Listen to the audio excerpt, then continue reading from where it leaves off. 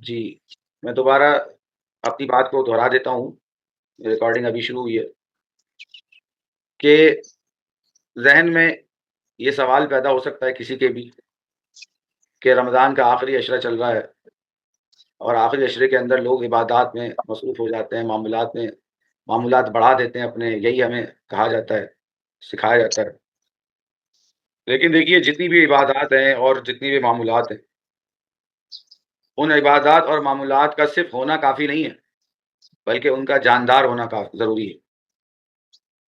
بے شک بے شک صرف ہونا کافی نہیں ہے بلکہ جاندار ہونا ضروری ہے، وہ اپنی اصل روح، اپنی اصل حقیقت کے ساتھ ہوں، تبھی ان کا صحیح فائدہ، اصل فائدہ اور مکمل فائدہ حاصل ہوگا۔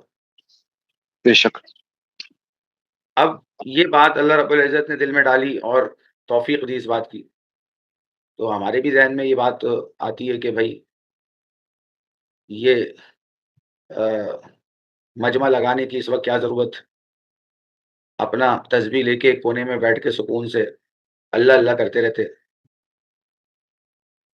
مصلی بچھا کے بیٹھے رہتے، یہ کیا ایک مشین کو سامنے رکھ کر اور لوگوں کے پیچھے زبردستی لگ لگ کے ایک ایک کو جمع کر رہے ہیں اور پڑھانے میں، حالانکہ پورا سال ہی یہی کام کرنا ہے۔ دیکھیے یہ جو سیکھنے سکھانے کا عمل ہے اور یہ جو ہم قرآن پاک کی زبان کو سیکھنے کی بھی کوشش کر رہے ہیں انہی دنوں میں، اور قرآن پاک کی زبان یعنی قرآن پاک کی ادائیگی، الفاظ کی ادائیگی کی بھی محنت ہو رہی ہے، تجوید کے اعتبار سے بھی اور گرامر کے اعتبار سے بھی، اور یہ سب کس کے لیے؟ یہ سب قرآن مجید کو صحیح طریقے سے پڑھنا آ جائے، سمجھنا آ جائے، تاکہ عمل کرنے میں اور دوسروں تک پہنچانے میں ہم مؤثر کردار ادا کر سکیں۔ تو اب دیکھا جائے تو اس کام کے لیے بھی اس سے زیادہ موضوع وقت، اس سے زیادہ قیمتی وقت اور کون سا ہو سکتا ہے، بے جب شک مہینے کے اندر، اسی عشرے کے اندر قرآن پاک نازل ہوا، اور میرا خیال ہے صرف رمضان کے پہلے روزے سے نہیں بلکہ اس سے پہلے سے بھی آپ سنتے آ رہے ہوں گے بیانات میں کہ رمضان اور قرآن کا کتنا گہرا آپس میں تعلق ہے، اور اس بات کو بنیاد بنا کر آپ کو مختلف واعظین نے، خطبہ نے، مدرسین نے اس بات کی ترغیب دی ہوگی کہ بھائی قرآن پاک کی تلاوت کریں، قرآن پاک کو سمجھنے کی کوشش کریں، اور ہم بھی وہی کام کر رہے ہیں، ہم بھی یہاں جو جمع ہو رہے ہیں اسی کام کے لیے جمع ہو رہے ہیں، بس یہ ہے کہ یہ انفرادی طور پر نہیں ہے، اجتماعی طور پر ہے، اور صرف سطحی طور پر نہیں ہے بلکہ گہرائی میں جا کر ہے۔ بالکل بالکل صرف استاد سطحی جی طور پر نہیں ہے کہ بس بھائی جیسے تیسے پڑھ دیا، جیسے تیسے ترجمہ تفسیر پڑھ دیا، جیسے تیسے قرآن پاک کی تلاوت کر لی، نہیں، ہم تو یہ چاہ رہے ہیں کہ جو بھی ہم تو کر رہے ہیں، انجام دے رہے ہیں، جو بھی پڑھ رہے ہیں، سمجھ رہے ہیں، اس کے اندر معیار آ جائے، کوالٹی آ جائے۔ آپ کو پتہ ہے کہ دین تو کوالٹی مانگتا ہے، کوانٹٹی نہیں مانگتا۔ تبارک الذی بیدہ الملک وہو علی کل شیء قدیر الذی خلق الموت والحیاۃ لیبلوکم ایکم احسن عملا۔ اکثر و عملہ نہیں کہا گیا، اللہ نے زندگی اور موت کو پیدا کیا تاکہ وہ آزمائے تم سب کو کہ کون تم میں سے زیادہ اچھا عمل کرتا ہے۔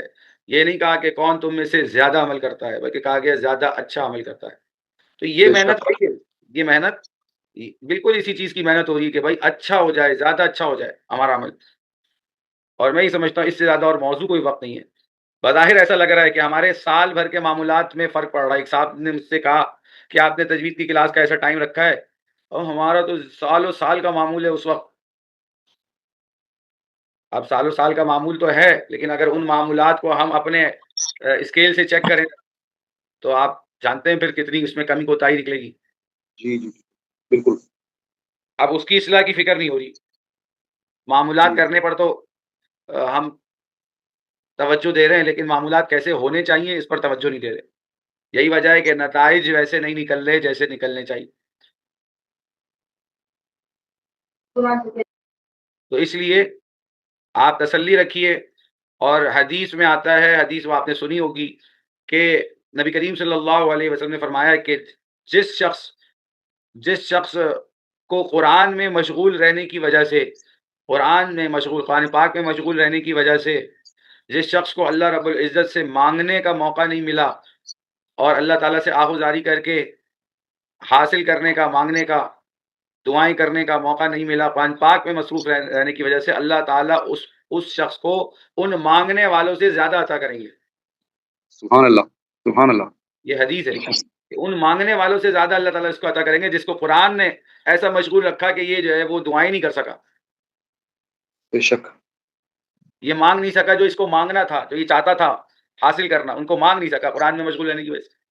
تو الحمدللہ آپ سب اس فضیلت کے حقدار ہیں. الحمدللہ. جن معاملات میں 19-20 ہو رہا ہے، کچھ فرق آ رہا ہے سال بھر کے معاملات میں، اس کی پرواہ نہ کیجیے. میں جو سمجھاؤں وہ میں نے آپ کے سامنے بیان کر دیا. جی جی باقی جی اللہ رب العزت بہتر جانتے ہیں. جی جی اور ہم بالکل. بھی اسی نیت سے قربانی دے رہے ہیں اور آپ سے بھی اسی قربانی کا سوال ہے. تو لہٰذا کوشش کیجیے، پابندی کیجیے، وقت نکالیے اور دوسروں کو بھی اس بات کو سمجھانے کی کوشش کریں. انشاءاللہ. انشاءاللہ. جزاک اللہ خیر. اللہ پاک ہم سب کو استقامت دے اور آپ کو بھی جزائے خیر دے کہ آپ نے جو ہے ہم سب کو وما توفیقی الا باللہ، وما توفیقی الا جزاک اللہ. باللہ، لا حول ولا قوۃ الا باللہ. سب کچھ سر اللہ جی رب العزت کی توفیق سے، اور اللہ رب العزت کی توفیق کے بغیر ہم بے کچھ شک. نہیں کر سکتے. بس اللہ تعالیٰ قبول فرما لے. ربنا اللہ قبول تقبل فرمائے. منا آمین. انک انت السمیع العلیم وتب علینا انک انت التواب الرحیم. آمین آمین جزاک اللہ. اچھا جی، اب ہم سبق کی سر طرف جی میں آتے ہیں. ایک جملہ اس میں ایڈ کرنا چاہ رہا تھا. ایک جی جملہ. بالکل بالکل. بالکل ہمیں اس کا احساس ہے. پھر یہ کہ ایک جاننے والا اور بغیر جاننے والا، یعنی عالم اور یا جاہل کہیں اس کو، جو اس کا اپوزٹ ہے. جی ہاں جی ہاں جی ہاں جی ہاں، یہ بہت ساری باتیں کی جا سکتی ہیں. بالکل صحیح کہہ رہے ہیں آپ، بہت ساری باتیں کی جا سکتی ہیں اس بارے میں کہ ایک جان کر عمل کرنے والا یعنی ایک عالم کا عمل اور ایک جاہل کا عمل، یعنی جو نہیں جانتا اس چیز کو. اس میں زمین اور آسمان کا فرق ہے. اور العلماء ورثۃ الانبیاء، جتنی بھی علم کی فضیلتیں ہیں وہ سب اس کے اندر شامل ہوتی ہیں. اور من قرأ القرآن وعمل بما فیہ البس والداہ تاج یوم القیامہ. ابھی ختم قرآن کے موقع پر یہ چند حدیثیں سنائیں کہ جس نے قرآن کو پڑھا اور اس پر عمل کیا، اللہ تعالیٰ اس کے والدین کو قیامت کے دن ایسا تاج پہنائیں گے کہ جس کی روشنی سورج کی روشنی سے بھی زیادہ حسین ہوگی، بڑھ کر ہوگی. تو یہ تو اس کے والدین کے ساتھ معاملہ ہوگا عزت افزائی کا، تو اس کے ساتھ خود جس نے قرآن پاک پڑھا اس پہ عمل کیا، اس کے ساتھ کیا عزت افزائی والا معاملہ ہونے والا ہے. تو الحمدللہ ان فضائل کا ہم ان کلاسوں میں شامل ہو کر اپنے آپ کو حقدار بنا رہے. اللہ تعالیٰ اس پر استقامت عطا فرمائے. آمین. آمین. اچھا، آپ کو یاد ہوگا کہ کل ہم نے سورۃ الناس کی ابتدا کی تھی. 3 آیتیں پڑھی تھی سورہ ناس. جی ہاں، چند آیتیں پڑھی تھی، 3 آیتیں.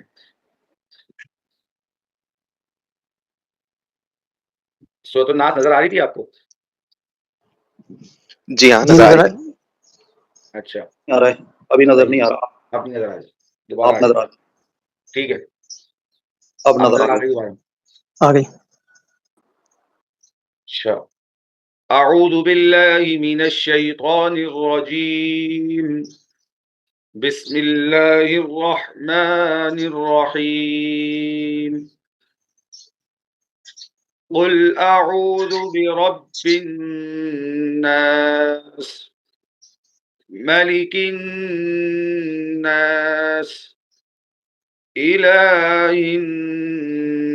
الناس من شر الوسواس الخناس الذي يوسوس في صدور الناس من الجنة والناس. صدق اللہ العظیم. سورہ فاتحہ کو ہم پڑھ چکے الحمدللہ. سورہ فاتحہ سے ہم نے آغاز کیا تھا اور سورۃ الفاتحہ گزشتہ روز غالباً آپ لوگوں سے سنی بھی تھی. جی آج انشاءاللہ اور گزشتہ روز ہم نے سورۃ الناس کی 3 آیتیں پڑھ لی تھی اور 3 آیتوں پر جو روشنی ڈالنی تھی وہ بھی جس چیز کو واضح کرنا تھا اس سے بیان کیا تجوید کے اعتبار سے، اور آپ سے کہا گیا تھا کہ یہ صورت آپ سے سنی جائے گی، اور بالخصوص یہ 3 آیتیں جو ہم نے کل پڑھا دی تھی۔ تو سب سے پہلے میں نے خود تلاوت کر لی ہے، اور اب آپ لوگوں سے فردن فردن سننی ہے، جو کمی بیشی جی ہوگی انشاءاللہ، جو جس چیز کی اصلاح کی ضرورت ہوگی تو اسے بیان کریں گے۔ جاوید صاحب بسم اللہ کیجیے، اور صرف 3 آیتیں پڑھیں آج ابھی 3 آیتیں پڑھیں بس، پہلی لائن جو نظر آ رہی۔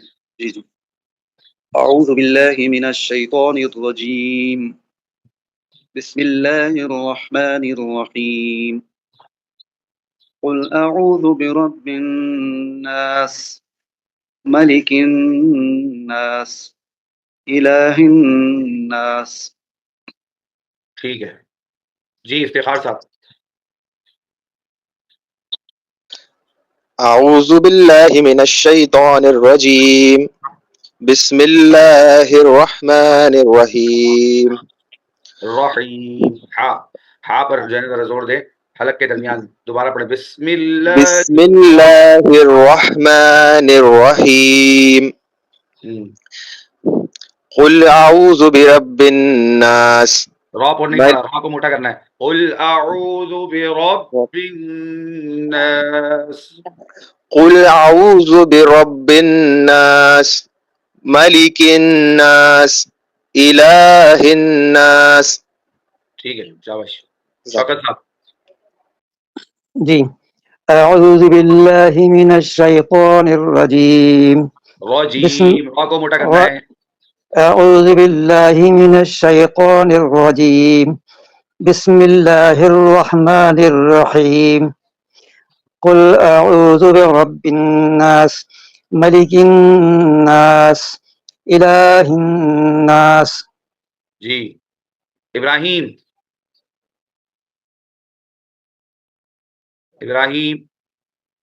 اعوذ باللہ، آؤ نہیں بھائی، آؤ، آ کے بعد عو، ہم نے بتایا پہلے دن سے بتا رہے ہیں، اعوذ ایسے، آ کے بعد فوراً آئی ادھر جگہ چینج کر دیں پڑھنے والی، آ جب پڑھ رہے ہیں تو یہاں سینے کی طرف جو حلق کا حصہ ہے نیچے والا، حلق کا نیچے والا حصہ، وہاں سے آواز کرتے آ، لیکن فوراً عو جب کریں گے تو پھر وہاں سے اوپر آ جانا ہے، حلق کے درمیان والی سائڈ پہ آ جانا ہے۔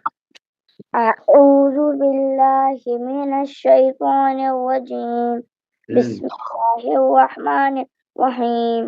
بہت تھوڑا سا جلدی پڑھ لیا، اس کو ذرا تھوڑا سا رک کے سلو کر کے پڑھو۔ بسم اللہ الرحمن الرحیم، بسم اللہ الرحمن الرحیم قل جی آگے۔ اعوذ برب الناس ملک الناس الہ الناس من شر الوسواس۔ بس بس بس بس 3 آیتیں کافی۔ اچھا کل جب ہم نے یہ آیتیں پڑھی تھی تو ان آیتوں میں ہم نے نون مشدد کے بارے میں بتایا تھا کہ نون مشدد اور میم مشدد پر ہمیشہ غنہ ہوتا ہے۔ غننے کے 3 قاعدے میں نے اپنے اس نوٹس کے اندر شامل کیے ہیں، 3 قاعدے صرف، 3 اصول، اور یہ 3 اصول بنیادی اصول ہیں۔ اگر یہ 3 بنیادی اصول ہمیں یاد ہو جائیں اور اس پر پریکٹس بھی ہو جائے تو سمجھ لیں بس غننے کا جو حق ہے یا غننے کا جو ادائیگی ہے قرآن پاک کی تلاوت میں وہ موسٹلی ہماری مکمل ہو گئی، اگر اس پر عمل ہو جائے تو ان 3 اصولوں پر، کیونکہ انہی 3 اصولوں پر غننے کی تمام اکثر صورتیں ڈیپینڈ کرتی ان 3 اصولوں پر۔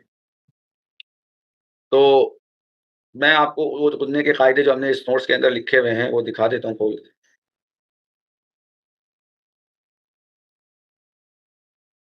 ہاں یہ حروف لین کے بعد دیکھیں کتنا مختصر سے کر کے میں نے یہ لکھا ہے تاکہ بہت آسانی ہو، غننے کو زیادہ لمبا چوڑا کر کے لکھنے سے ذرا لوگ کنفیوز ہو جاتے ہیں، پریشان ہو جاتے ہیں، تو ذرا مشکل ہے، یہ سمجھتے ہیں مشکل ہے۔ غننے کے 3 قاعدے، پہلا قاعدہ ہے نون مشدد اور میم مشدد پر ہمیشہ غنہ ہوتا ہے۔ نون مشدد یہی جو نون پر تشدید بنی ہوئی ہے نظر آ رہی ہے ہمیں، قل اعوذ برب نون کے اوپر تشدید بنی ہوئی ہے۔ تشدید کیا ہوتا ہے؟ تشدید کا مطلب یاد رکھیں، جس حرف پر تشدید ہے وہ حرف ایک نہیں ہے، وہ 2 حرف ہیں۔ تشدید نے صرف اتنا کیا کہ 2 حرفوں کو ایک ساتھ لکھ کر ایک اس کو اختصار یعنی اختصار کا موقع فراہم کیا ہے تشدید نے. اصل میں تو جو جس حرف پر بھی تشدید ہے وہ ایک حرف نہیں ہے، وہ دو ہیں. دو کیسے؟ جب آپ ہجے کرتے ہیں آپ کو پتہ چل جاتا ہے. ایک مرتبہ تو آپ اس حرف کو پیچھے والے حرف سے ملا کے پڑھتے ہیں، جیسے یہاں پہ برب بن ناس میں آپ پڑھیں گے با نون زیر بن. اچھا یہ ایک مرتبہ ہو گیا. اب دوسری مرتبہ پھر اسی نون کو پڑھ رہے ہیں، کیونکہ جہاں تشدید ہے اس کے اوپر تو اس کے ساتھ تشدید کے ساتھ لازمی ہے کوئی حرکت بھی ہوگی. یہ بھی ہے کہ جہاں تشدید نظر آئے گی تو ساتھ میں کوئی حرکت بھی نظر آئے گی. ایسا ہو نہیں سکتا کہ تشدید ہو اور اس کے اوپر نیچے کوئی حرکت نہ ہو، یہ نہیں ہو سکتا، یہ امپاسبل ہے. تو لہٰذا اس کو دوبارہ پڑھنا ہے، اسی حرکت کو دوبارہ اسی حرف پہ پڑھنا ہے.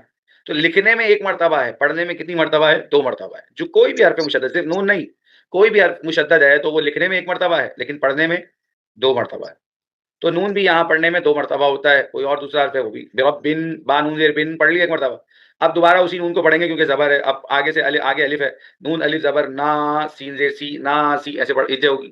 اسی طرح ملک الناس کے اندر، اسی طرح الہ الناس کے اندر کہ آپ ملک الناس میں کاف نون زیر کن ایک مرتبہ پڑھ لیا نون کو، پھر نون الف زبر نا دوسری مرتبہ پڑھ لیا تو دو نون ہے. یہ لکھنے میں ایک ہے، دکھنے میں ایک ہے، پڑھنے میں دو مرتبہ ہے.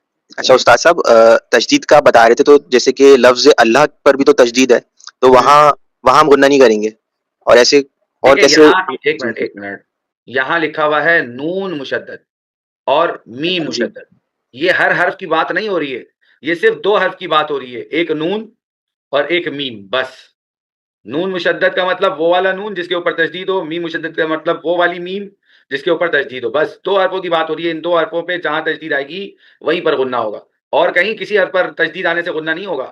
غنہ کا تعلق تو صرف نون سے اور میم سے ہے جبکہ اس کے اوپر تشدید ہو. یہ جو پہلا قاعدہ ہے یہ نون مشدد یعنی نون ہر حرف کی بات نہیں ہو رہی، صرف دو حرفوں کی بات ہو رہی ہے، نون کی اور میم کی بس. ٹھیک ہے، نون کی مثال یہاں سامنے ہے، میم کی مثال میں نے دی تھی. ثم پڑھتے ہیں کلا سوف تعلمون ثم کلا سوف تعلمون. یہاں پہ پڑھتے ہیں فی جیدہا حبل من مسد، دو مرتبہ میم مشدد آیا یہاں پہ بھی غنہ کرتے ہیں حبل من مسد. کیوں ہو رہا ہے غنہ؟ میم مشدد کی وجہ سے ہو رہا ہے. رول نمبر 1 اپلائی ہو رہا ہے. Roll number 1. رول نمبر 2 دیکھیے گا ذرا، ابھی اسی کی مثال آ گئی ہے من شر الوسواس الخناس. نون ساکن اور نون تنوین کے بعد اگر حرف حلقی نہ ہو تو نون ساکن اور تنوین پر غنہ ہوتا ہے. اللہ خیر کرے، لائٹ نے جھٹکا لیا. اچھا جی، آواز آ رہی میری؟ جی آواز آ رہی ہے. جی آ نون رہی ہے. ساکن اور نون تنوین کے بعد اگر حرف حلقی نہ ہو تو نون ساکن اور تنوین پر غنہ ہوتا ہے. اب نون ساکن کس کو کہتے ہیں بھائی؟ نون ہو اور اس کے اوپر سکون ہو، نون ہو جزم اور پرسکون ہو، اسے کہتے ہیں نون ساکن.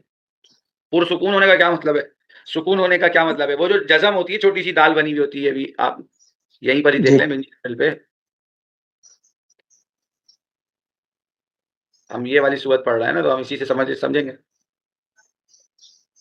من نون کے اوپر یہ چھوٹی سی دال بنی ہوئی نظر آ رہی ہے آپ کو، اسی کو آپ قاری لوگ صاحب جزم کہتے ہیں اس کو؟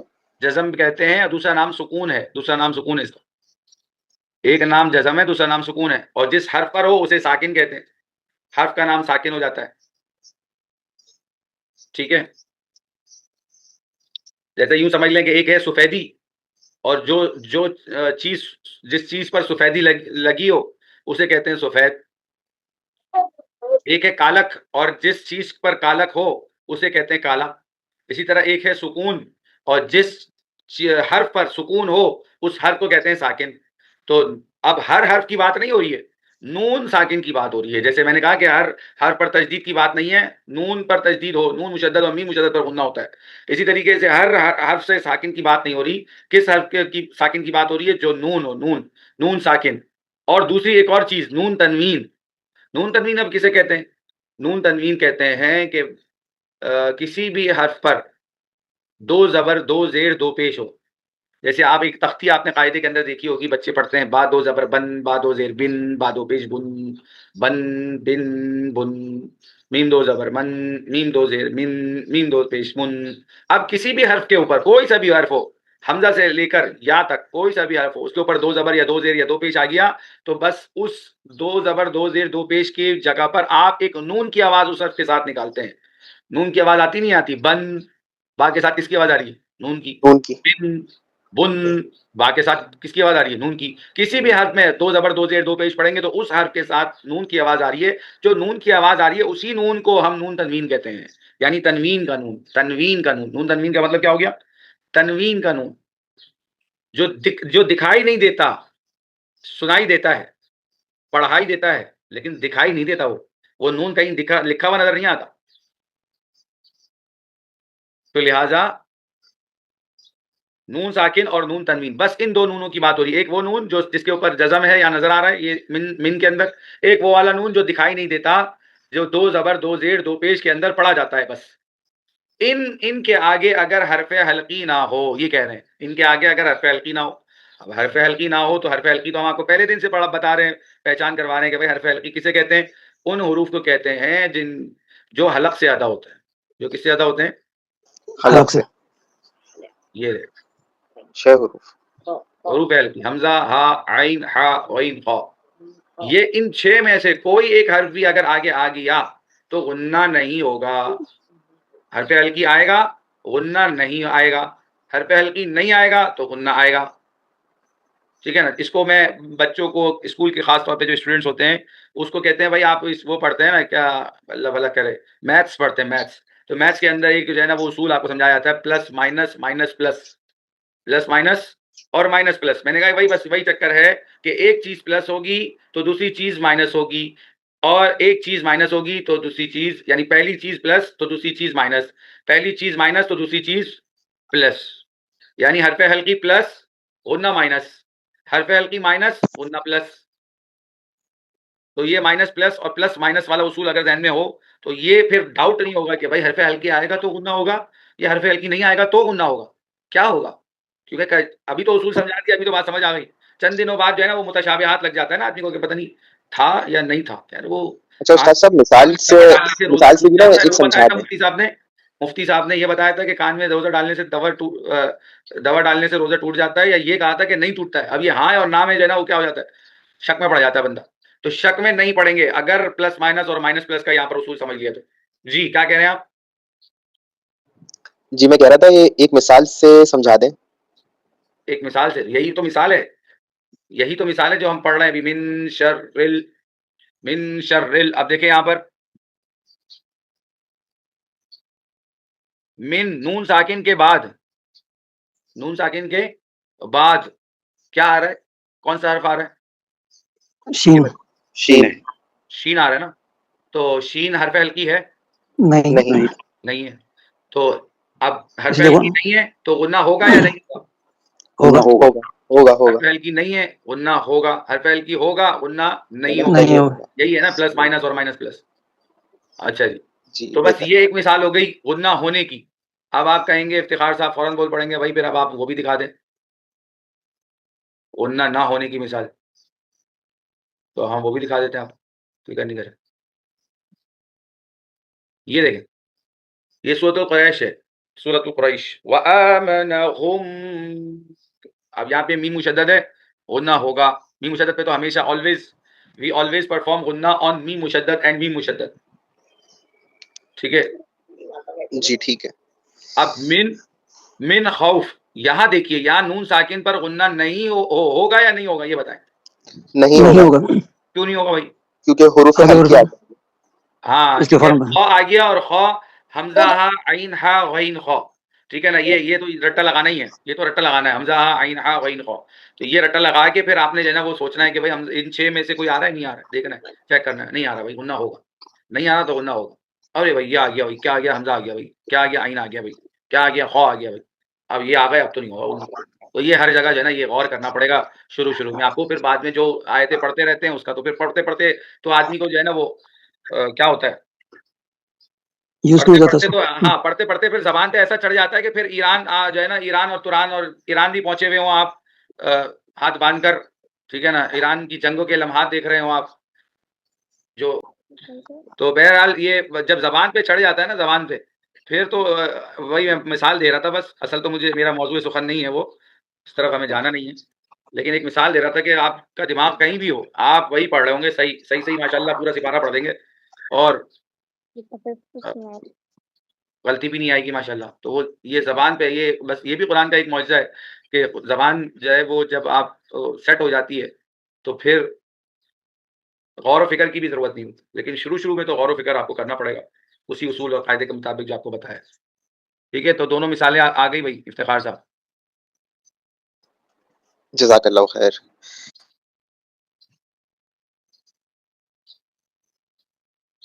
ٹھیک ہے، اب ہم نے اس بات کا خیال رکھتے ہوئے یہاں پر غنہ کرنا ہے. مین پہلے بتا چکے ہیں کہ کم از کم ایک انگلی جتنی دیر میں کھلتی ہے اتنی دیر غنہ. من شر الوسواس الخناس.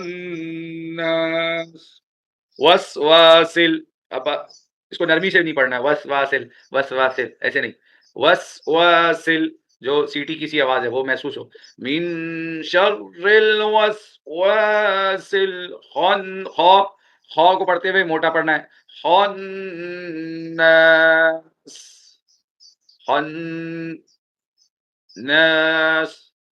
اچھا جی،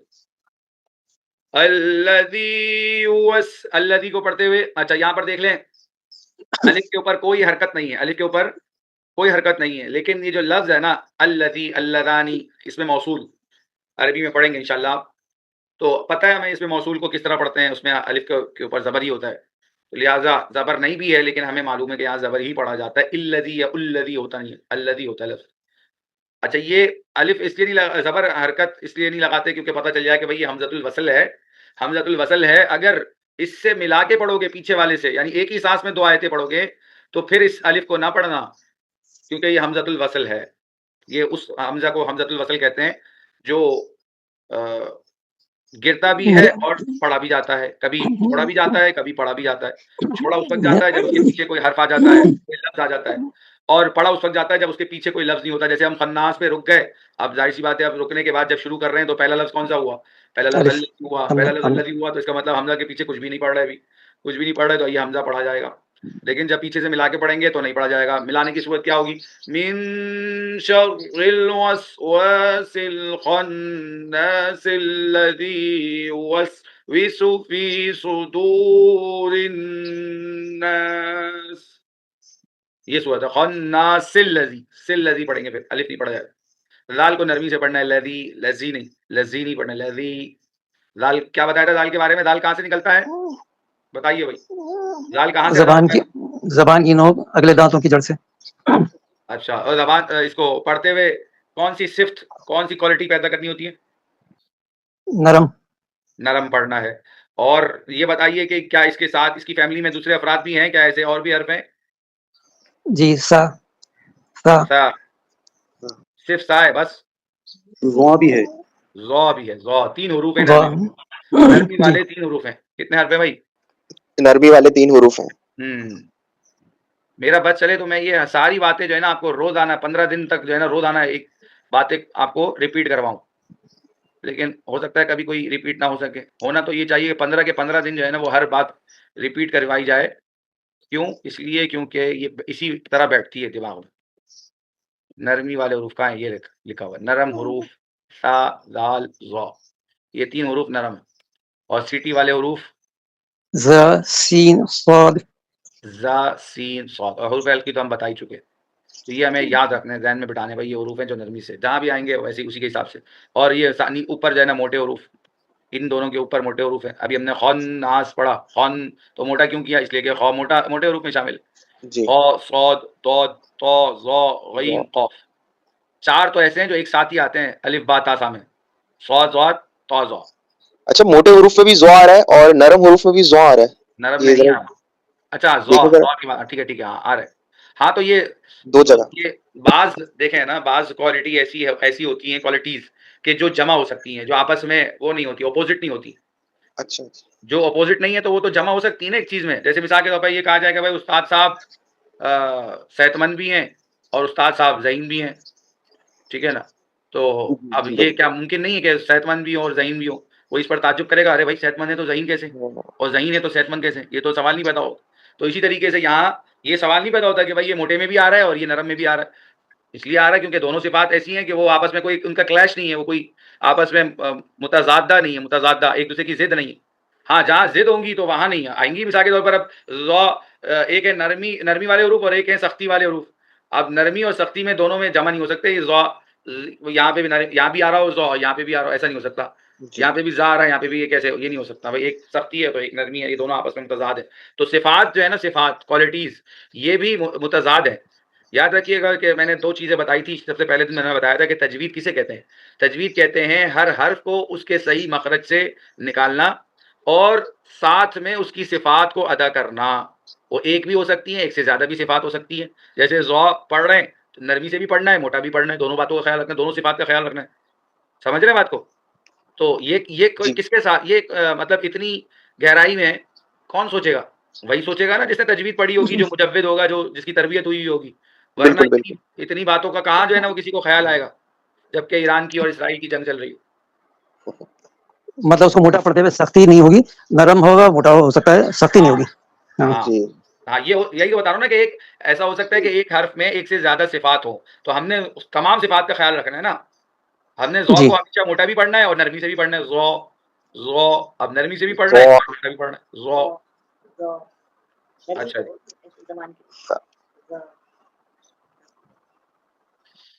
دوبارہ آ جاتے ہیں.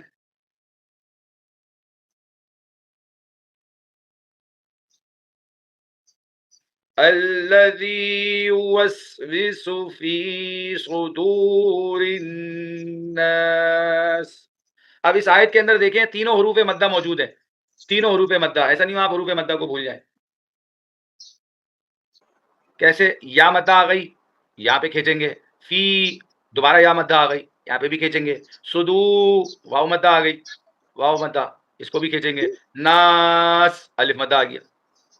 3 حروف مدہ, 3 حروف کھینچنے والے, 3 کھینچنے والے حروف. انگلش میں اس کو واولز بھی کہتے ہیں, واولز. حروف مدہ, حروف علت اور واولز. اچھا جی, الف واو یا کو تو اردو میں حروف علت کہتے ہیں نا, اردو میں حروف علت, اردو گرامر. لیکن یہاں فرق ہے, حروف علت اور حروف مدہ میں تھوڑا سا ڈیفینیشن کا فرق ہے. مدہ یہاں پر ہم خالی اس کو کھینچنے کے اعتبار سے کہتے ہیں کہ بھائی یہ کھینچے جائیں گے, کھینچے جائیں گے. اچھا, جہاں مدہ آئے گا جس حروف پہ اس کو کھینچنا لازم. بالکل. جی حروف مدہ کو پڑھانے کا مقصد کیا ہے الگ سے؟ حروف مدہ ایک باقاعدہ ایک ٹائٹل ہے, ایک عنوان ہے تجوید کے اندر. پہلے دن سے آپ کو 1-2 مرتبہ پڑھا چکے ہیں. یہ دیکھیں حروف مدہ کتنے ہیں, کون سے ہیں. حروف مدہ 3 ہے, الف مدہ, واو مدہ, یا مدہ. حروف مدہ کو کیسے پڑھتے ہیں؟ اب کیسے پڑھتے ہیں کا مطلب کہ ہمیشہ کیسے پڑھتے ہیں, ٹھیک ہے, ہمیشہ اس کیسے کو پڑھتے ہیں. اس کو مدہ کہتے ہیں اسی لیے کہ وہ کھینچا جاتا ہے. ہاں, مدہ کہتے ہیں اس لیے کہ مدہ, مد سے لفظ نکلا ہے. مد کہتے ہیں کھینچنے کو, کھینچنا, لمبا کرنا. اور مدہ کے معنی کھینچنے والا, کھینچا جانے والا حرف, کھینچے جانے والے حروف, لمبے کیے جانے والے حروف. لمبا کسے کرتے ہیں؟ اس کو لکھے ہوئے کو پکڑ کے نہیں لمبا کرتے, آواز کو لمبا کرتے ہیں. ہاں, اب یہ لمبے سے کوئی یہ نہیں آ جائے کہ اس کو کھینچ کے اوپر یہ قد بڑھا رہے ہیں, اس کا قد نہیں بڑھا رہے ہیں, آواز کو جو ہے نا لمبا کر رہے ہیں. بو, بی, با, با, بو, بی. کتنا کھینچنا ہے بتایا تھا, یہ نیچے آ گیا سوال. ایک الف کو, حروف مدہ کو ایک الف کے برابر کھینچ کر پڑھتے ہیں, اور ایک الف کو کھینچنے کی مقدار کیا ہے؟ جتنی دیر میں ایک بند انگلی درمیانی رفتار سے کھلتی ہے اتنی دیر ایک الف کو کھینچ کر پڑھتے ہیں. با, او مدہ تو تینوں ہیں, تینوں کو اتنی دیر کھینچیں گے. بی, ایسے. آگے بات سمجھ میں؟ اب یہ ہمیشہ والا اصول ہے, یہ ہمیشہ والا اصول ہے. یہ ایسا نہیں ہے کہ کبھی ہے کبھی نہیں ہے, ہمیشہ جہاں بھی آپ کو مدہ. ہاں بس پہچان صحیح کرنی ہے کہ یہ مدہ ہے یا مدہ نہیں ہے. واو ہو سکتا ہے مدہ ہو, واو ہو سکتا ہے مدہ نہ ہو, لین ہو. یا ہو سکتا ہے جو نظر آ رہی ہے وہ مدہ ہو, یہ بھی ہو سکتا ہے کہ وہ یا جو نظر آ رہی ہے وہ مدہ نہیں ہو, وہ کیا ہو, لین. مدہ کی دو اقسام بتائی تھی آپ نے پچھلی کلاس میں. کون سی دو اقسام؟ ایک چھوٹا مد ہوگا, ایک بڑا مد ہوگا. جو ایک بڑا چھوٹا مد ہوگا اس کو ایک الف کے برابر. اچھا سوال کیا آپ نے. دیکھیں وہاں اس وقت بھی میں نے ایک بات بتائی تھی, مدہ الگ ہے, مد الگ ہے. وہ تو مد, یہ حروف مدہ ہے, حروف مدہ. اچھا اور وہ جو ہم کہتے ہیں مد, وہ حروف تھوڑی ہے, وہ تو ایک علامت ہے مد. جب مد کہا جائے تو مد سے مراد وہ علامت مد, یا وہ صفت کوالٹی, جو مطلب اس مد جہاں وہ علامت جہاں ہوگی تو وہاں جو پڑھا جائے گا اس کوالٹی کو ہم مد کہتے ہیں. لیکن یہ حروف مدہ ہیں, یہ مد نہیں ہے, یہ حروف مدہ ہے. ساتھ کیا جڑا ہوا ہے اس کے؟ حروف, حروف لیٹرز. ٹھیک ہے نا. جی جی.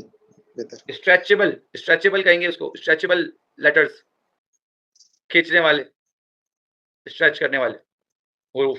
ٹھیک ہے, تو بات سمجھ میں آ گئی افتخار صاحب؟ مد کی طرف مت جائیں, وہ مد الگ ہے جی اور مدہ الگ ہے. ابھی ہم مدہ مد وہ مد بس کی وہ طرف بھی کنفیوژن آئیں ہو گے, گئی تھی وہ. جی مد کی طرف بھی آئیں گے انشاءاللہ. انشاءاللہ. ضالین پہ میں چاہتا تو مد کی بحث چھیڑ دیتا, لیکن میں نے جان بوجھ کر نہیں چھیڑی, بس اتنی سی چھیڑی, آپ کو یہ بتا دیا کہ ایک چھوٹا مد ہوتا ہے, ایک بڑا مد ہوتا ہے. کل ہی کی بات ہے شاید کہ ایک چھوٹا مد ہوتا ہے, ایک بڑا مد ہوتا ہے. جی چھوٹے مد کو 2 الف کے برابر اور بڑے مد کو کم از کم 4 الف 4 کے الف کے برابر. برابر. یہ بتا دیا تھا میں نے کہ بھائی صحیح. سائن دیکھیں, جہاں جہاں چھوٹا سائن دیکھیں, چھوٹا مد دیکھیں, وہاں 2 الف کے برابر کھینچے, کم از کم 2 الف. جہاں بڑا والا مد دیکھیں, اس کا ڈیزائن الگ ہوتا ہے, چھوٹے کا الگ ہوتا ہے, بڑے کا الگ ہوتا ہے.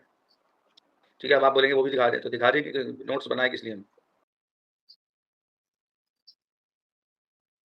چھوٹا مد کھڑا الف ہوتا ہے. یہ دیکھیں, یہ بڑا مد ہے, شتا پہ جو نظر آ رہا ہے یہ بڑا ہے, اور الذی پہ جو دیکھ رہے ہیں یہ جی چھوٹا ہے. جی جی یہ بڑا مد ہے. صحیح. الذی الذی الف پہ ہو چھوٹا گئے, مد ہے, یا کے بڑا. اوپر, الذی, ہاں شتا کے اوپر بڑا مد ہے. شتا کے اوپر بڑا مد ہے. اب یہ صحیح. انا اعطینا کل, یہ بتائیں یہ چھوٹا ہے بڑا ہے؟ چھوٹا. ہاں یہ چھوٹا مد ہے. اب چھوٹا مد جہاں نظر آئے وہاں کیا کرنا ہے, 2 الف کے برابر. 2 الف کے برابر کا مطلب جتنی دیر میں 2 بند انگلیاں درمیانی رفتار سے کھلتی ہیں. اعطیناک الکوثر. اور جہاں بڑا مد دیکھیں وہاں جو ہے نا 4 الف کے برابر,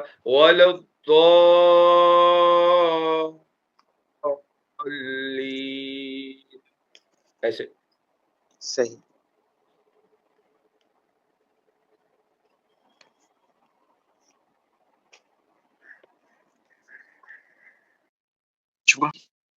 تو جی غنہ الذی تیسری بات. یوسوس فی صدور الناس. زال کے بارے میں بھی بتا دیا, یا مدہ, واو مدہ اور یہ الف مدہ, یہ تینوں سمجھا دیے بھائی دوبارہ. اور فی کے بعد آ جائیں سدو. سدو صاد کو موٹا کرنا ہے, سو سو منہ بھر کے پڑھنا ہے, سدو سدو, سودو نہیں پڑھنا ہے, سو سین نہیں پڑھنا ہے, صاد پڑھنا ہے, صاد کو موٹا کرنا ہے. صدور الناس, صاد اور زا سین صاد, ان کا ایک ہی مخرج ہے. کیا ہے مخارج؟ زا دیکھیں, سا دال زو, یہ تو بتائے تھے آپ کو کہ یہ تینوں زبان کی نوک سے ادا ہوتے ہیں جب زبان کی نوک اوپر کے سامنے والے دانتوں کے کنارے سے سرے سے لگے. ٹھیک ہے, یہ مخارج کو میں انشاءاللہ ایک خاص ترتیب سے ہی پڑھاؤں گا آپ کو, خاص ترتیب سے, آپ کو یاد کرنا آسان ہو جائے. ابھی فی الحال جو ہے نا میں اس کو تھوڑا تھوڑا کر کے آپ کو انٹروڈکشن کروا رہا ہوں, پھر ایک مرتبہ انشاءاللہ تختی نمبر 1 سے پڑھائیں گے پھر آپ. ہیں. تختی نمبر 1 سے پڑھائیں گے پھر آپ, تختی نمبر 1 نہیں, میں مرکب. اس کو تختی نمبر 1 سے نہیں, بات یہ ہے کہ میں اس کو جو ہے نا کوشش کروں گا آپ کو ایک ایسی ٹرک بتاؤں, ایک ایسی اسپیشل ٹرک ہے کہ جس کے ذریعے سے آپ جو ہے نا وہ اس کو یاد کر سکتے ہیں باقاعدہ مخارج کو. وہ اگر وہ اچھا, ٹرک آپ کو یاد رہی تو اس کو یاد کرنا آسان. انشاءاللہ. جی جیسے وہ انشاءاللہ. ہمارے تبلیغی حضرات جب ہم لوگ سیروزے میں جاتے ہیں, سیروزے چلے وغیرہ میں, تو وہ جی جو جی نماز کے فرائض یاد کراتے ہیں تو یوں یاد کراتے ہیں, دیکھو بھائی یہاں سے شروع کرنا ہے, ادھر جسم پہ انگلی رکھو, پھر یوں کر کے کپڑے پکڑو, پھر اس کے بعد جو ہے نا وہ نیچے یوں چلنا شروع ہو, سطر آ گیا, پھر نیچے چلے گئے, جہاں کھڑے ہو رہے ہیں وہ جگہ پاک. اس طرح یاد ہے نا, جسم کا پاک ہونا, کپڑوں کا پاک ہونا. کس کو اس جی. طریقے سے کس نے پہلے کبھی سنا ہے اس طرح واجبات نماز کے یاد کر؟ آپ میں سے میں جی تو پہلی دفعہ سن رہا ہوں آپ سے. میں نے سنا ہے جماعت تبلیغ میں. جماعت والے بھائی یہ اس میں کا نہیں باقاعدہ. سکھا رہا. اب اگر آپ کو یہ طریقہ معلوم کرنا ہے, یہ جماعتوں میں سکھاتے ہیں. یہ ہمیں ہمارے والد صاحب نے بچپن میں ہی اس طریقے سے بتایا تھا, دیکھو اس طرح یاد کرنا آسان ہے اور اس طرح یاد کر لو. تو وہ واقعی جو ہے نا بہت آسان تھا. یہ باہر کے فرائض ہیں, یہ باہر کے, اندر کے فرائض نہیں ہے. یہ نماز کے باہر کے فرائض ہیں اور اندر کے فرائض ہیں. تو انشاءاللہ وہ پھر کبھی موقع ملا تو انشاءاللہ آپ کو بتائیں گے. ضرور. اسی طریقے سے جو ہے نا یہ اس میں بھی میں نے ایک ٹرک نکالی ہے. تو یہ تو میرے خود الحمدللہ ذہن میں آئی یہ چیز, یہ کہیں میں نے پڑھی نہیں ہے نہ سنی ہے, جو ٹرک میں بتاؤں گا انشاءاللہ. اچھا جی, زا سین اور صاد, زا سین اور صاد. زا سین صاد ادا ہوتے ہیں زبان کی نوک دونوں دانتوں کے پیچھے سے آ کر ٹکرائے, دونوں دانتوں کے پیچھے سے آ کر ٹکرائے. تو اس سے اب دیکھیں زبان سے آپ کیا لگا رہے ہیں, ایسے ٹکر مار رہے ہیں دانتوں کے پیچھے سے,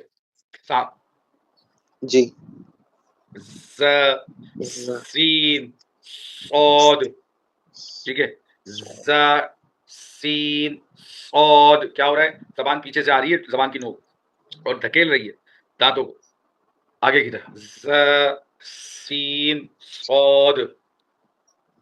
اچھا جی،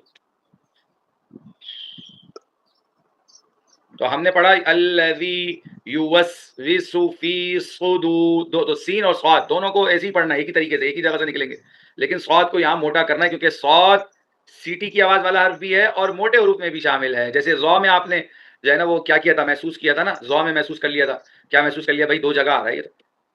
اسی طرح آپ اس کو بھی محسوس کریں، دیکھیں کہ صاد جو ہے وہ یہاں بھی آ رہا ہے، موٹے حروف میں بھی آ رہا ہے صاد، اور ادھر بھی آ رہا ہے سیٹی والے میں.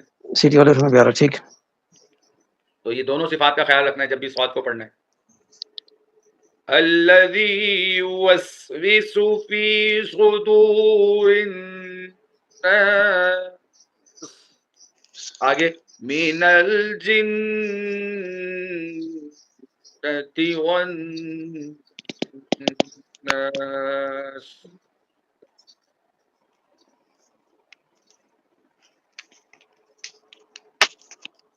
من الجنۃ جنتی والناس.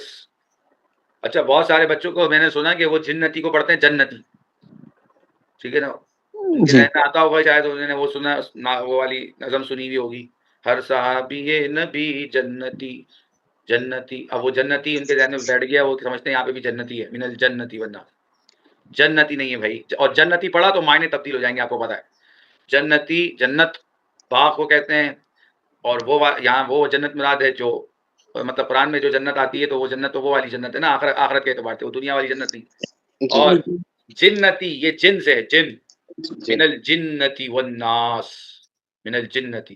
قل اعوذ برب الناس، کہہ دیجئے کہ میں پناہ میں آتا ہوں، برب الناس، لوگوں کے رب کی، ملک الناس، جو لوگوں کا بادشاہ بھی ہے، انسانوں کا بادشاہ بھی ہے. لوگ کہیں یا انسان کہیں، دونوں ترجمہ ہو سکتا ہے. الہ الناس، الہ کہتے ہیں معبود کو، لوگوں کا معبود بھی ہے، خدا بھی ہے، انسانوں کا خدا بھی ہے. من شر الوسواس، وسوسے ڈالنے والے کے شر سے. پناہ تو کس کی لے رہا ہوں؟ رب الناس کی، ملک الناس کی، الہ الناس کی. لیکن کس چیز کے لیے، کس چیز کے لیے پناہ لے رہا ہوں؟ کس چیز سے بچنے کے لیے پناہ لے رہا ہوں؟ ٹھیک ہے، من شر الوسواس. ہاں، اللہ. من شر وسوسے ڈالنے والا ہے. وسوسہ کیا مطلب؟ دل میں خیالات ڈالنا. وسوسے کا مطلب ہوتا ہے بھائی وسوسہ آ گیا، وسوسہ کا مطلب دل میں خیال ہے. عام طور سے وسوسے کا اطلاق ہوتا ہے برے خیالات، برے خیالات. ہاں برے خیال. من شر الوسواس الخناس، خناس سے مراد شیطان، ٹھیک ہے نا، شیطان خناس، اس خناس کے، اس شریر آدمی کے شر، وسوسے ڈالنے والے کے شر سے جو شیطان ہے. الذی یوسوس فی صدور الناس، جو وسوسے ڈالتا ہے لوگوں کے دلوں میں. صدور صدر، سینوں میں، صدر سینے کو کہتے ہیں، مراد دل ہے، ٹھیک ہے نا. اور دل سے مراد وہ شریعت والا دل، دل سے مراد وہ روحانی اعتبار سے دل، وہ والا دل نہیں جو میڈیکل کے لحاظ سے، کیونکہ میڈیکل والے دل میں تو کوئی خیالات آتے ہیں، خیالات تو دماغ میں آتے ہیں. میڈیکل تو یہ کہتی ہے کہ جو خیالات ہیں، سوچو بچار ہیں، وہ تو جو ہے وہ دل میں آتے ہیں، ٹھیک ہے. لیکن آپ کو پتہ ہے کہ اسلام نے ایمانیات کو جو زبان دی ہے، جو تعبیر دی ہے، کہ وہ دل سے دی ہے، دل سے اس کو جوڑا ہے، دل سے. تو مختلف اس میں باتیں علماء نے لکھی ہیں اور بیان کی ہیں. اس وقت وہ باتیں میرے ذہن میں نہیں ہے، لیکن بہرحال یہ ہے کہ اسلام میں آپ کو پتہ ہے کہ وہ حدیث بھی مشہور ہے، سنتے رہتے ہیں، فضائل اعمال میں بھی پڑھتے ہیں کہ انسان کے جسم میں ایک ٹکڑا، ایک حصہ ایسا ہے کہ اگر وہ درست ہو تو پورا جسم انسان کا درست ہوتا رہتا ہے، اگر وہ خراب ہو تو پورا جسم انسان کا خراب ہوتا ہے، ٹھیک ہے. اور وہ کیا کہا گیا؟ وہ دل ہے، دل. تو بعض مرتبہ سینہ بول کے، صدر بول کے بھی دل ہی مراد لیا جاتا ہے. یہاں پہ بھی مراد وہی ہے، دل. لوگوں کے سینوں میں یعنی لوگوں کے دلوں میں وہ وسوسے ڈالتا ہے. فی کے معنی میں ہے، آپ کو پتہ ہے، آپ تو جانتے ہیں جو عربی والے اسٹوڈنٹ ہیں. صدور الناس یہ مضاف ہے، مضاف ہے، لوگوں کے دل، لوگوں کے سینے. مضاف پہ کیا ہوتا ہے؟ مضاف پہ زیر ہوتا ہے، اس طرح ہم غور کر سکتے ہیں ان سب آیتوں پہ جو عربی کے اسٹوڈنٹ ہیں. مضاف الیہ پر زیر ہوتا ہے، مضاف الیہ پر یہاں پہ دیکھیں ناسی پہ زیر ہے، اور مضاف پر زیر ہونے کا کوئی اصول نہیں ہے، لیکن یہاں جو مضاف پہ زیر نظر آ رہا ہے وہ کس کی وجہ سے نظر آ رہا ہے؟ بولے بھائی فی حرف جار کی وجہ سے، حرف جر کی وجہ سے. یہ سب آپ لوگ پڑھ، آپ میں سے سب نہیں، جو پرانے ہمارے طلبہ ہیں وہ جانتے ہیں. الذی یوسوس فی صدور الناس، ہو گیا بھائی، من الجنۃ والناس. کوشش کریں کہ جنتی اور والناس دونوں پہ جو ہے نا غنہ ہو تو دونوں برابر ہو، بیلنس ہو ذرا غننے کا. من الجنۃ والناس. لوگ یہ کرتے ہیں ایک جگہ غنہ کرتے ہیں دوسری جگہ چھوڑ دیتے ہیں، یا جنتی پہ کریں گے تو ناس پہ چھوڑ دیں گے، والناس کو جلدی پڑھ لیں گے، یا والناس پہ کریں گے تو جنتی پہ غنہ نہیں کریں گے. آپ نے اس دھیان کے ساتھ پڑھنا ہے کہ بھائی دونوں غنہ ہیں، دونوں میں لفظ پہ غنہ ہے، لہٰذا دونوں کو بیلنس کے ساتھ پڑھنا ہے. ٹھیک اچھا ہے. یہ جنتی والناس یہ ایک ہی سانس میں دونوں کو پڑھنا ہے؟ اچھا ترجمے کے اعتبار سے ایک ہی، ظاہر سی بات ہے، من الجنتی والناس نا، یہ دو گول کے درمیان جو حصہ ہوتا ہے، الفاظ کا مجموعہ ہوتا ہے، اسے ایک آیت کہتے ہیں نا. تو اس ایک آیت کو تو کوشش یہی کرنی ہے ایک سانس میں پڑھنا ہے، اور کیا کرنا ہے. بڑی آیت ہوتی ہے تو وہاں پھر جو ہے نا وہ ایک سانس میں جو نہیں پڑھ سکتے تو وہاں پھر وقف کیا جاتا ہے. وقف کے اپنے اصول قاعدے ہیں، وہ بتاؤں گا انشاءاللہ. اچھا بھائی اب آپ لوگوں کی باری، آپ نے پڑھنا ہے. من الجنتی والناس کا مطلب یہ ہو گیا کہ وہ جو خناس ہے، خناس جسے ہم نے خناس کا نام دے دیا، شیطان کہہ دیا جسے، ٹھیک ہے، وسوسہ ڈالنے والا، وسواس ہے، خناس ہے، وہ صرف جنات میں سے نہیں ہے، وہ جنوں میں سے بھی ہے اور انسانوں میں سے بھی ہے. وہ شیطان جو ہے وہ جنوں میں سے بھی ہے اور وہ انسانوں میں سے بھی. یعنی خناس ضروری نہیں ہے کہ وہ شیطان ہی بس یہ کام کرتا ہے، یہ کام مطلب جنات ہی کرتے ہیں یہ کام انسان بھی کرتے ہیں، اور وہ بھی خناس ہے پھر جو یہ کام کریں، برے خیالات لوگوں کے دلوں میں ڈالیں. ٹھیک ہے بھائی، اب سنانا شروع کر دیجیے، بس سنانا شروع کر دیجیے. اس کے بعد چھٹی آپ لوگ. کچھ حضرات تو چلے گئے پہلے ہی سنانے سے پہلے. میں سناؤں؟ ہاں سناؤ. جاوید صاحب کو پہلے پڑھنے دو، جاوید صاحب ہمارے ماشاءاللہ قاری. جی.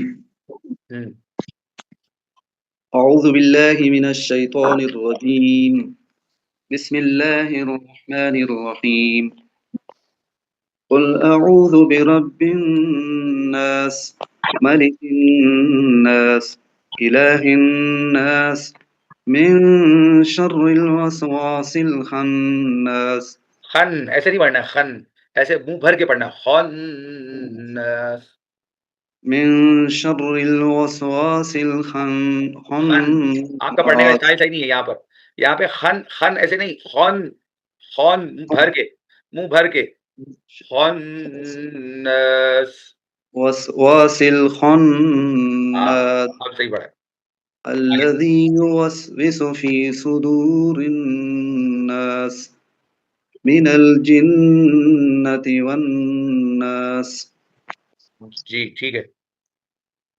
یہ کلاس ہماری لمبی ہو جاتی ہے ذرا تو، لیکن میں معذرت چاہتا ہوں، اس کو ایک مناسب جگہ پر پہنچا کر ہی ختم کر سکتے ہیں. کلاس کو بیچ میں چھوڑیں گے تو ایسے ہمارے پاس ٹائم کم ہے اور یہ موقع پھر پتہ نہیں آئے نہ آئے. جی جی عام دنوں میں مشکل ہی ترتیب بن پائے اس ٹائم پر. چلیے شروع کروں گا. جی ہاں. اعوذ باللہ من الشیطان الرجیم، بسم اللہ الرحمن الرحیم. قل اعوذ برب الناس، را موٹا نہیں کی، را کو موٹا نہیں کیا. قل اعوذ برب الناس، ملک الناس، الہ الناس، من شر الوسواس الخناس. من پہ غنہ کم کیا، غننے کی مقدار کم ہے من پہ. جی.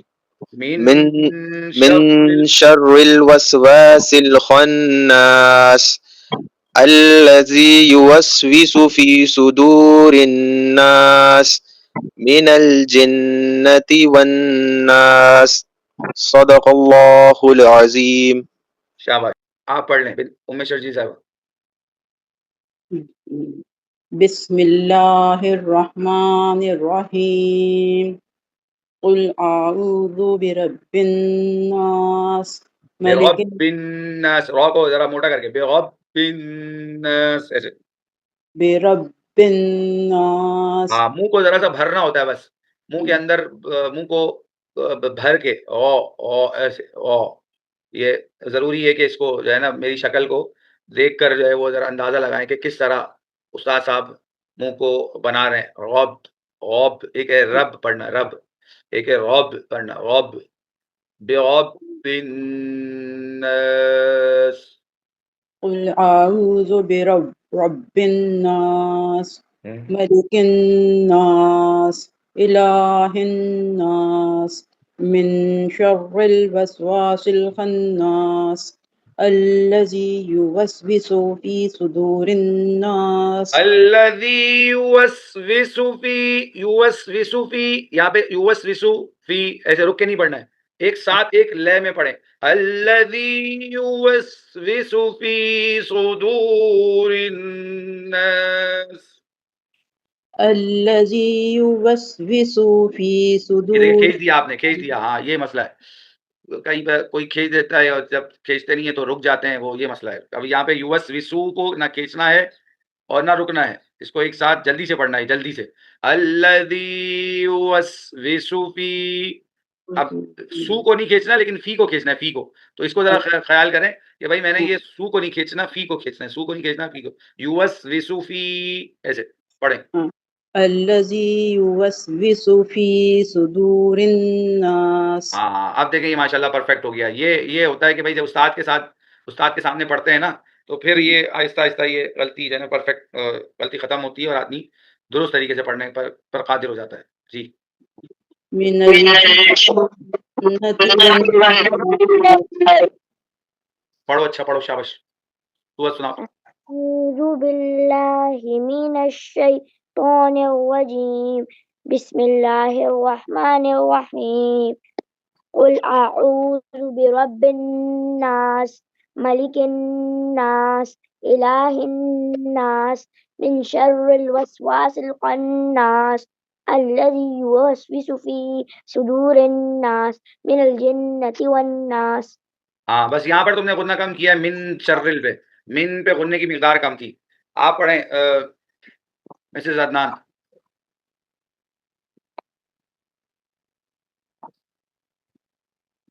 صرف آخری آیت پڑھنی ہے نا نہیں پوری سورت پڑھنی ہے قل اعوذ برب الناس ابھی سب پڑھتے رہے ہیں آپ کے سامنے پوری سورت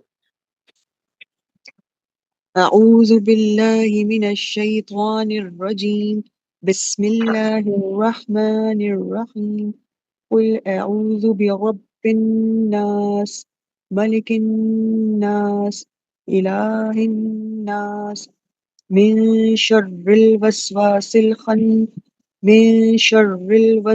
الخناس الذي يوسوس في صدور الناس من الجنة والناس. ٹھیک ہے جی جزاکم اللہ خیرہ آپ حضرات نے 2 صورتیں پڑھ لی ہیں انشاءاللہ کل ہم تیسری صورت پڑھیں گے سورۃ الفلق انشاءاللہ فلق انشاءاللہ پڑھیں گے اور جن چیزوں کی ضرورت ہوگی وہ آپ کو بتائیں گے دعاؤں میں یاد رکھیے گا سحر اور افطار کے وقت میں بالخصوص تہجد کے وقت میں کہ اللہ تعالیٰ علم میں عمل میں برکتیں دے اور جو بھی اللہ تھوڑی بہت نیکیاں کرنے کی توفیق دے رہا ہے اسے قبول کرے آپ بھی ہم سب کو بہت یاد رکھیں دعاؤں میں. ضرور انشاءاللہ السلام علیکم. وعلیکم السلام